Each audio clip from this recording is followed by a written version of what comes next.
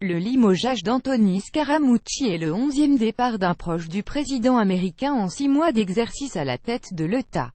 Le Monde 1-8-2017 à 14h51 mis à jour le 1-8-2017 à 16h40 en l'espace de 6 mois de présidence, une telle situation relève de l'inédit.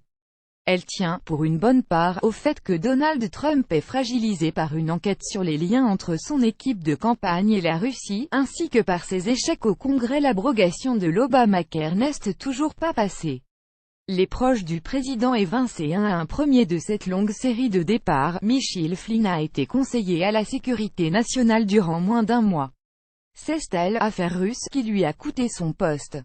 Après avoir nié qu'il avait eu des conversations de fond avec l'ambassadeur russe Sergueï Kislyak avant que Donald Trump prenne ses fonctions, le général de réserve a admis avoir eu un échange téléphonique avec lui au sujet des sanctions américaines contre la Russie. Il a été poussé à la démission le 13 février pour avoir omis d'en faire état au vice-président, Mike Pence, et à d'autres responsables de l'administration, pendant son audition devant le Sénat.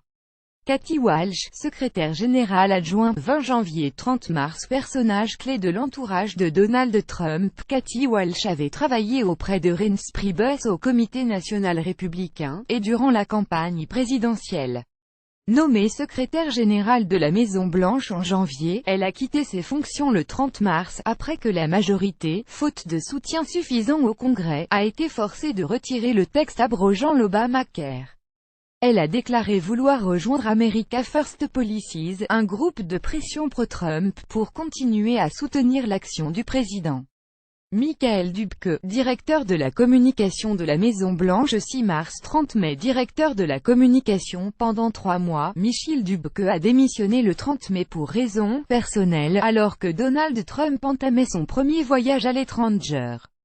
Sean Spicer, porte-parole de la Maison-Blanche 20 janvier 21 juillet. Porte-parole de la Maison-Blanche pendant 6 mois, son rôle était devenu difficile avec l'ouverture de l'enquête sur d'éventuelles complicités entre des membres de l'équipe de campagne de Donald Trump et la Russie.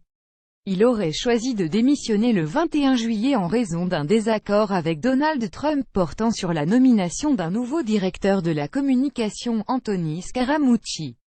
Mark Kasowitz, avocat personnel de Donald Trump. Mark Kasowitz accompagne Donald Trump depuis les déboires du casino d'Atlantic City.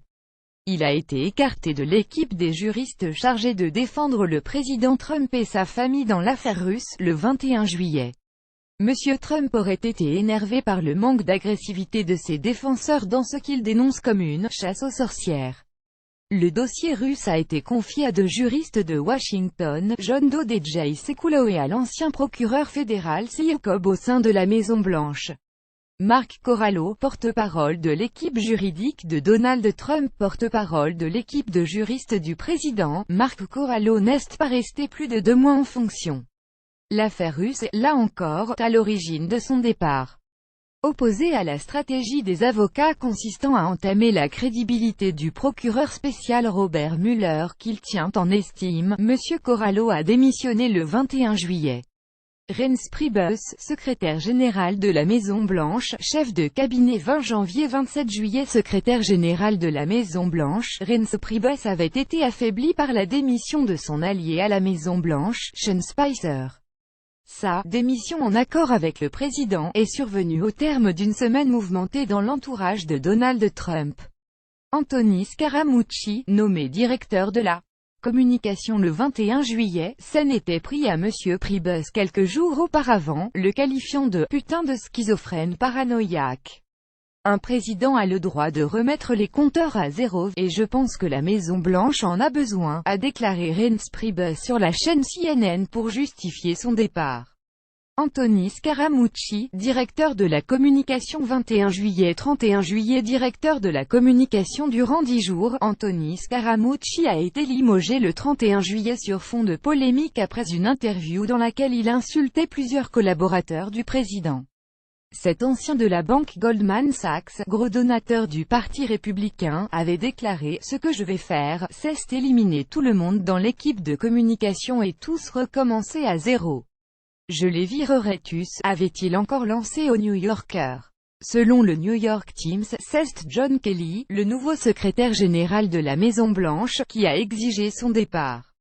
Le reste de l'administration n'est pas épargné. La pratique est courante aux États-Unis, où l'administration fonctionne selon le principe du spoil system. À chaque élection, le nouveau président choisit ses collaborateurs et remplace une grande partie des membres de l'administration fédérale. Donald Trump n'a pas dérogé à la règle.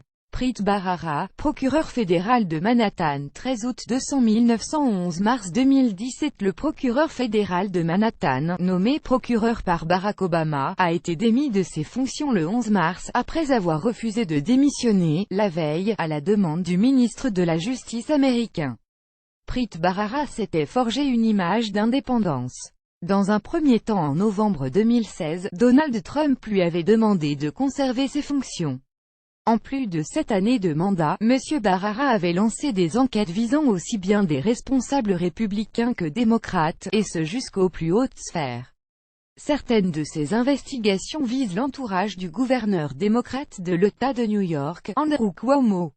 Le 8 mai, James Comey reconnaissait, lors d'une audition devant le Congrès américain, avoir subi des pressions du président des États-Unis. Le lendemain, il était démis de ses fonctions par Donald Trump, officiellement pour restaurer la confiance dans le FBI. En mars, il avait confirmé au président qu'une enquête portant sur de possibles liens entre le gouvernement russe et des personnalités de son équipe avait été ouverte par le FBI.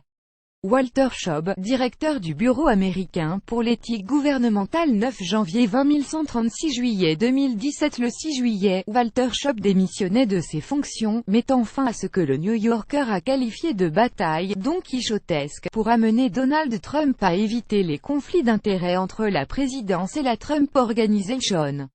Des critiques que balaie Donald Trump, selon qui la loi est totalement de son côté.